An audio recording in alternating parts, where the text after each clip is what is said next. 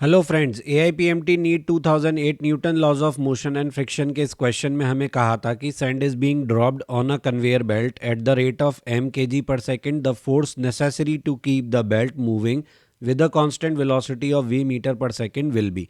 तो क्वेश्चन में खास बात क्या है? क्वेश्चन में आपको कहा है कन्वेयर बेल्ट है, उसके ऊपर मास गिर रहा है और मास के बढ़ने का जो रेट है वो m kg पर सेकेंड आपको दिया हुआ है। यानी इस क्वेश्चन में मास वेरिएबल है और वो बढ़ रहा है m kg पर सेकेंड से। आपको कहा है कि बेल्ट को चलाए रखने के लिए कांस्टेंट वेलोसिटी v से आपको कितना फोर्स लगाना पड़ेगा। तो स्ट्रेट अवे ये जो क्वेश्चन है ये क्वेश्चन है थ्रस्ट फोर्स का।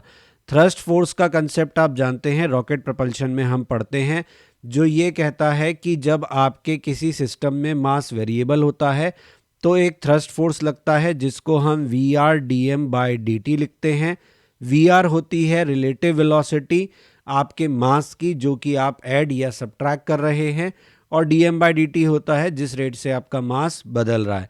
तो इस क्वेश्चन में क्या होगा, आपका यही थ्रस्ट फोर्स एक्ट करेगा और इस थ्रस्ट फोर्स की वैल्यू कितनी होगी? इस थ्रस्ट फोर्स की वैल्यू होगी वी आर यानी वेलोसिटी वी। क्योंकि आपका जो मास गिरेगा वो बेल्ट के रेस्पेक्ट में रेस्ट में होगा तो उसकी रिलेटिव वेलोसिटी ऑपोजिट डायरेक्शन में होगी v। और मास के बदलने का रेट हमें यहाँ दिया हुआ है m। तो आपका जो फोर्स होगा वो कितना होगा? m into v. ये फोर्स लगेगा आपकी वेलोसिटी के ऑपोजिट। तो आपको बेल्ट को चलाए रखने के लिए कितना फोर्स लगाना पड़ेगा बेल्ट पर? m into v. बस आपको इसको थ्रस्ट फोर्स के ऑपोजिट डायरेक्शन में लगाना है। तो यही हमारा आंसर होगा, दिए हुए ऑप्शंस में ये डी है।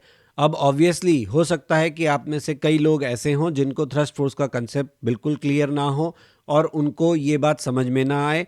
जिनको थ्रस्ट फोर्स के बारे में मालूम है, I hope they will understand the solution.